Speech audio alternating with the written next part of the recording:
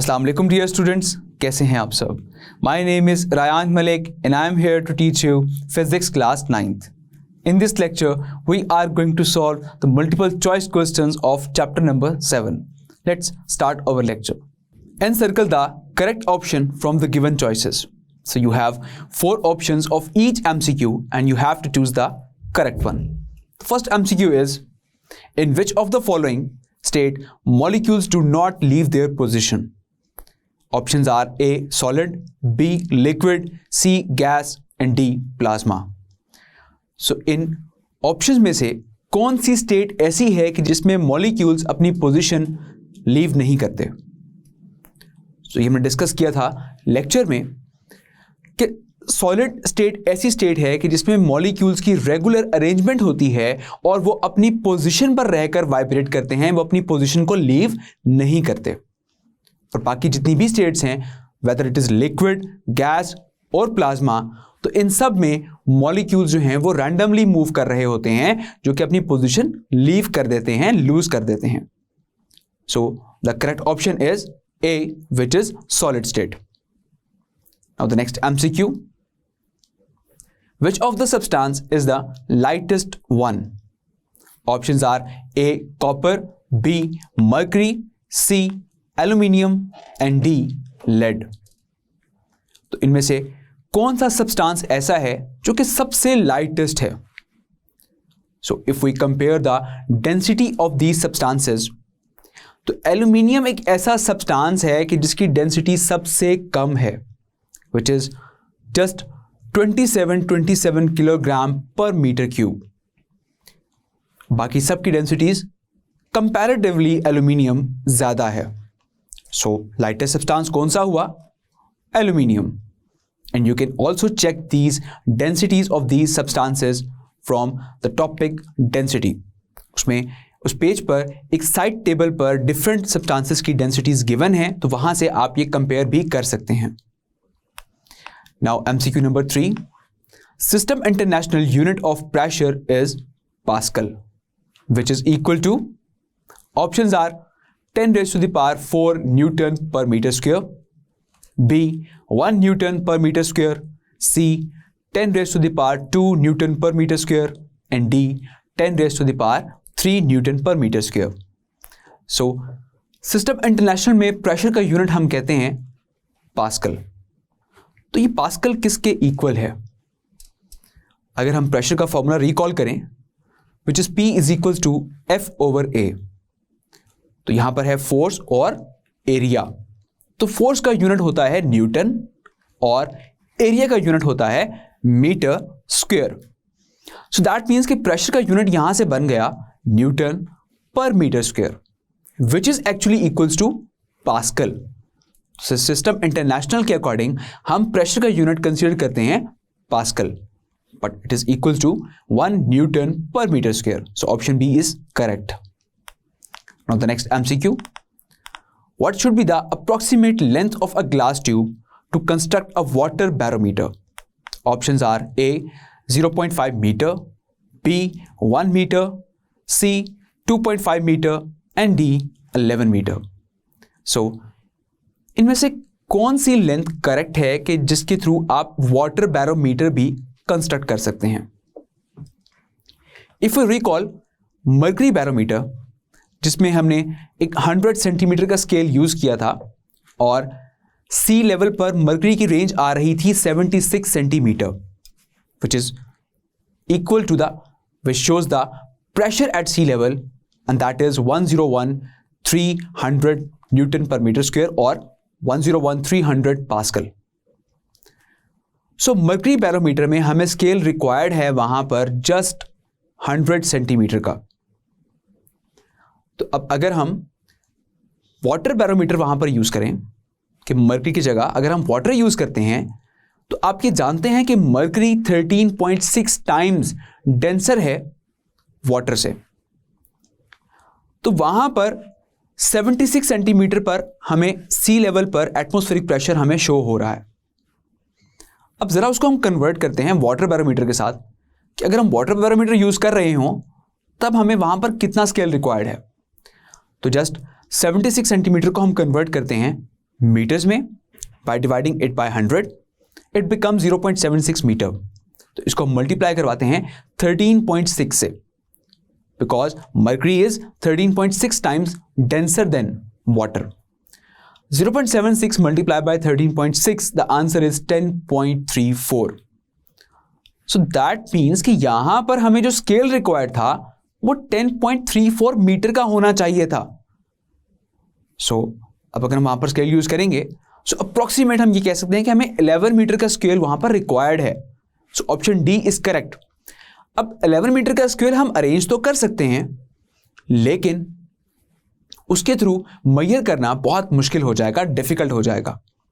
And also it is difficult to carry, कि आप उसको कहीं पर लेकर जाना हो आपने, तो आपको 11 मीटर का स्केल कैरी करना आपके लिए मुश्किल है as compare to the scale of 100 centimetre.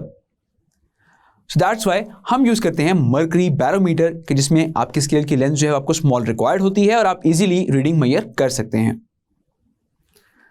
Now the next MCQ, according to Archimedes upthrust is equal to. So Archimedes के अकॉर्डिंग अपथ्रस्ट किसके इक्वल होती है? Options are A weight of displaced liquid, B volume of displaced liquid, and C mass of displaced liquid, and D none of these. Archimedes के according upthrust किसके इक्वल होती है? He said the upthrust is equal to the weight of the displaced liquid.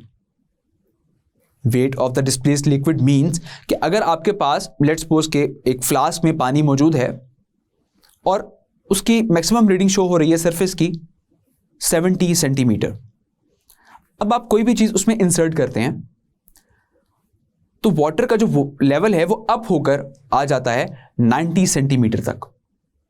So that means के ये जो increase आया है ये वो सब्सटेंस ऐड करने से आ रहा है जो आप उसमें डाल रहे हैं, जो ऑब्जेक्ट आप उसमें डाल रहे हैं उसके डालने से, ऐड करने से ये जो लेवल में इंक्रीज आया है, दिस शोज कि ये उस ऑब्जेक्ट का वॉल्यूम है।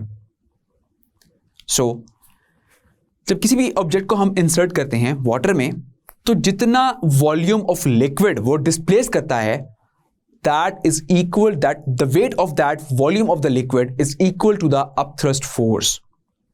So according to this, option A is correct, which is weight of displaced liquid. Now move towards the next MCQ. The density of a substance can be found with the help of. Options are A Pascal's law, B Hooke's law, C Archimedes principle, and D principle of flotation. सो इनमें से किस law के according या किस principal के according आप density of a substance भी find out कर सकते हैं? So recall the topic Archimedes principle, जिसमें हमने स्टडी किया था अपथ्रस्ट फोर्स को, और उसके बाद हमने एक टॉपिक पढ़ा था डेंसिटी ऑफ एन ऑब्जेक्ट, जिसमें मैंने आपसे ये कहा था कि आर्किमिडीज प्रिंसिपल को यूज करते हुए हम एक ऑब्जेक्ट की डेंसिटी भी फाइंड आउट कर सकते हैं, और जिसमें हमने फॉर्मूला भी ड्राइव किया था D is equal to W1 over W1 minus W2 into density rho, which is density of the liquid. So option C is correct कि आर्किमिडीज प्रिंसिपल की मदद से आप एक ऑब्जेक्ट की डेंसिटी भी फाइंड आउट कर सकते हैं। Now the next MCQ, according to Hooke's law, options are A stress multiplied by strain is equals to constant, B stress over strain is equal to constant, and C strain over stress is equal to constant, and D stress is equal to strain. तो Hooke's law ये कहता है कि एक body में उतना strain produce होता है जितना आप एक बॉडी पर स्ट्रेस अप्लाई करते हैं।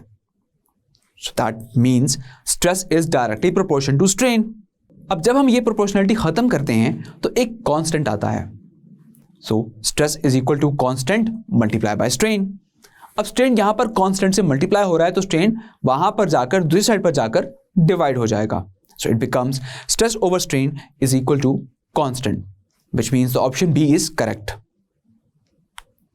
Now the next MCQ, the following force extension graphs of a spring are drawn on the same scale. Answer the questions given below from 8 to 10। तो यहां पर कुछ फ्री एक्सटेंशन ग्राफ जो है एक स्प्रिंग के यहां पर ड्रॉ कर दिए गए हैं, और ये सेम स्केल पर हैं। तो आपने 8 से लेकर 10 तक क्वेश्चंस के आंसर करने हैं इन ग्राफ्स के according. So A graph, B graph, C graph और डी ग्राफ आप यहां पर देख सकते हैं, जो कि फ्री एक्सटेंशन ग्राफ हैं स्प्रिंग के। सो क्वेश्चन नंबर 8 में हमसे पूछा गया है, question number 8, which graph does not obey Hooke's law as shown in above, A, B, C और डी। तो इनमें से कौन सा ग्राफ जो है वो हुक्स लॉ को ओबे नहीं करता? फर्स्ट ऑफ ऑल हमें यह पता होना चाहिए कि हुक्स लॉ कहता क्या है। Hooke's law states that the strain produce in a body is directly proportional to the stress applied on it, कि आप एक बॉडी पर जितना स्ट्रेस अप्लाई करते हैं उस बॉडी में उतना स्ट्रेन प्रोड्यूस होता है। सो अगर हम यहां पर ग्राफ्स को देखें, सो दैट मीन्स कि यहां पर जो आपका ग्राफ सी है ये शो कर रहा है कि आप एक बॉडी पर जितना स्ट्रेस अप्लाई कर रहे हैं वहां पर उतना स्ट्रेन प्रोड्यूस हो रहा है। So the graph C is correct in this case. So option C is correct. Now the next MCQ, which graph gives the smallest value of spring constant, A, B, C और D। तो इनमें से कौन सा graph जो है वो smallest value of spring constant show कर रहा है? फर्स्ट ऑफ ऑल कि स्प्रिंग कांस्टेंट होता क्या है? स्प्रिंग कांस्टेंट बेसिकली बताता है कि आपका स्प्रिंग कितना ज्यादा सॉफ्ट है या कितना हार्ड है। तो अगर हम यहां पर देखें ग्राफ डी को, दिस शोज कि हमारे यहां पर स्ट्रेस कम अप्लाई किया जा रहा है और स्ट्रेन ज्यादा प्रोड्यूस हो गया है। दिस क्लियरली शोज कि यहां पर जो आपका स्प्रिंग है वो बहुत सॉफ्ट है, तो स्प्रिंग कांस्टेंट की वैल्यू भी बहुत स्मॉल होगी। So option D is correct in this case. Now the next MCQ, which graph gives the largest value of spring constant? Spring constant की लार्जेस्ट वैल्यू से मतलब यह है कि स्प्रिंग बहुत हार्ड है, और स्प्रिंग हार्ड का मतलब यह है कि आप स्ट्रेस जितना मर्जी अप्लाई करें बहुत कम स्ट्रेन प्रोड्यूस होगा। So this thing show by graph A. So graph A में आप स्ट्रेस ज्यादा अप्लाई कर रहे हैं लेकिन स्ट्रेन वहां पर कम प्रोड्यूस हो रहा है। So option A is correct in this case. Now the next MCQ, such state of matter which has a specific shape is called, options are A, solid, B, liquid, gas, C, gas and D, solid and plasma। तो इनमें से कौन सी state ऐसी है matter की कि जिसकी specific shape होती है? That is solid, because solid के जो पार्टिकल्स होते हैं वो रेगुलर अरेंज होते हैं और वो अपनी पोजीशन से डिस्टर्ब नहीं होते, दैट्स वाई उनकी फिक्स्ड शेप होती है। So option A is correct. Now the next MCQ, substances having specific shape and volume are called. So इनमें से किसकी स्पेसिफिक शेप और वॉल्यूम है? So options are A solid, B liquid, C gases and D plasma। This MCQ is a little bit complex। कि हमने पढ़ा था कि सॉलिड की भी शेप फिक्स होती है और उसका वॉल्यूम भी फिक्स होता है। हमने फिर लिक्विड के केस में भी यह पढ़ा कि उसकी शेप फिक्स नहीं होती लेकिन उसका वॉल्यूम फिक्स होता है। सो इन ऑप्शंस में से कौन सा ऑप्शन करेक्ट है कि जिसकी शेप भी फिक्स हो और वॉल्यूम भी फिक्स हो? That is solid. So option A is correct. Now the next MCQ, 1 litre is equal to, options are A 10⁻² metre cube, B 10⁻³ metre cube and C 10⁻³ metre cube and D 10⁻6 metre cube. So if we look at option B, which is 10⁻³ meter cube, this option is correct. So 1 liter is equal to 10⁻³ meter cube. Now the next MCQ, pressure is quantity. Options are A scalar, B vector, C constant and D dependent। तो pressure जो है वो कौन सी quantity है?